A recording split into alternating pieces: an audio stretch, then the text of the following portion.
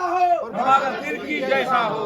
झारखंड आंदोलनकारी जिंदाबाद जिंदाबाद झारखंड आंदोलनकारी जिंदाबाद जय झारखंड, जय झारखंड।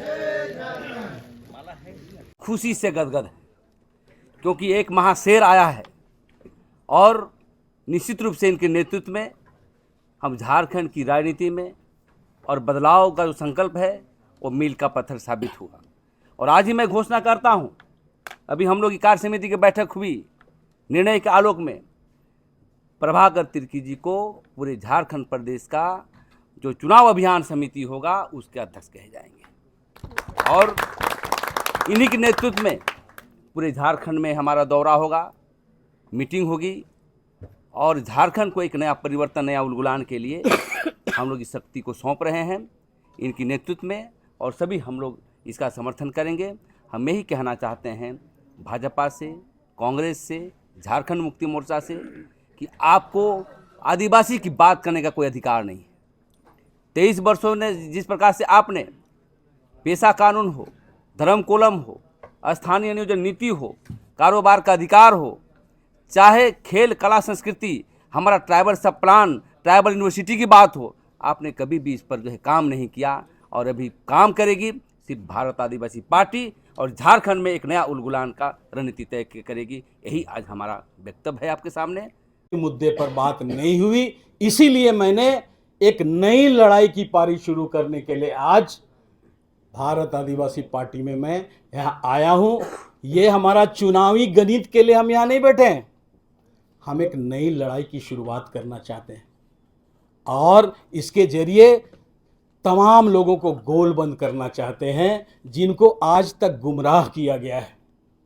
चुनाव के नाम पर, गठबंधन के नाम पर झारखंड की जनता को गुमराह किया गया है और इसीलिए आज जनता को सच्चाई बताना है कि वस्तुस्थिति क्या है, झारखंड कहाँ जा रहा है, आने वाले भविष्य में हमारे युवाओं का भविष्य कहाँ होगा। इन सारी चीज़ों को जनता को बताना पड़ेगा। इसीलिए मैंने आज यहाँ पर पार्टी की सदस्यता ग्रहण की है लड़ाई के लिए। हम एक नई पारी खेलेंगे और झारखंड के भविष्य को संवारने का काम करेंगे। कोशिश नहीं की, 23 साल बीत गए, विधानसभा के बहुत सारे सत्र हुए। मैं आज दावे के साथ कह सकता हूं कि किसी भी सत्र में संवैधानिक अधिकारों पर कोई चर्चा नहीं हुई। संविधान के अंदर में भाषाओं के विकास का प्रावधान किया गया है। आर्टिकल 350 में लिखा गया है कि आदिवासियों की मातृभाषा में प्राइमरी स्कूल में पढ़ाई हो ताकि वे अपनी भाषा में अगर पढ़ेंगे तो उनका विकास तेजी से होगा। आज संविधान की धारा पड़ी हुई है 350, झारखंड के किसी भी स्कूल में मातृभाषाओं की पढ़ाई प्राइमरी स्तर पर नहीं होती है। 1996 में कांग्रेस की ही सरकार में पेशा कानून बना, panchayat extension to schedule areas, और ग्राम सभाओं को अधिकार दिया गया स्वशासन के माध्यम से कि ग्राम स्वशासन होगा और पारंपरिक रूढ़िवादी व्यवस्था के जरिए निर्णय लिया जा सकेगा कि हमारे गांव के विकास के लिए क्या होना है। ये सारी चीज़ें पेशा कानून के बारे में चिन्हित की गई। गांव के अंदर जितने भी रिसोर्सेस हैं, जंगल हैं, गांव के बाजार हैं, गांव के नदी नाले हैं, उस पर अधिकार ग्राम सभा को दिया गया।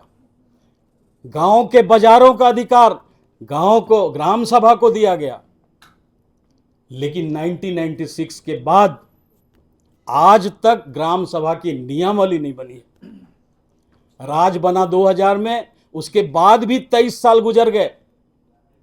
यहीं पे हमारा सवाल है कांग्रेस की पार्टी से कि आप कानून बनाते हो, उसका अनुपालन नहीं करते। आप झारखंड की जनता रोज चिल्ला रही है, आप उसका अनुपालन नहीं करते संविधान का। 16,000 ग्राम सभा हैं झारखंड के 383 पंचायतों में 16,000 ग्राम सभा है अनुसूचित क्षेत्र के अंदर में। आज 16,000 ग्राम सभा को अपने अधिकारों से वंचित होना पड़ रहा है। और वहां क्या है, उपनिवेशवादी परिस्थिति पैदा हो गई है, गांव के संसाधनों की लूट हो रही है। हमारे लोग रोजी की तलाश में अन्य प्रदेशों में जा रहे हैं और हमारा संसाधन लूटा जा रहा है। इसकी मांग थी ग्राम सभा के तहत कि उनको अगर संसाधनों पर अधिकार दिया जाएगा तो उनका विकास तेजी से होगा। वो खुद निर्णय लेंगे कि हमारे विकास के लिए हमको क्या चाहिए। लेकिन इन 23 वर्षों में इस पर कभी भी ना विधानसभा में चर्चा हुई, ना कभी भी कांग्रेस पार्टी ने इस पर चर्चा करने की जरूरत समझी। मैनिफेस्टो में डाला गया पिछली बार कि कांग्रेस पार्टी पेशा कानून लागू, लोकसभा पार हो गया, विधानसभा आ गया, सारा कुछ डिफाइन किया हुआ है, नियमावली बन के हम लोगों ने बना के रख दिया।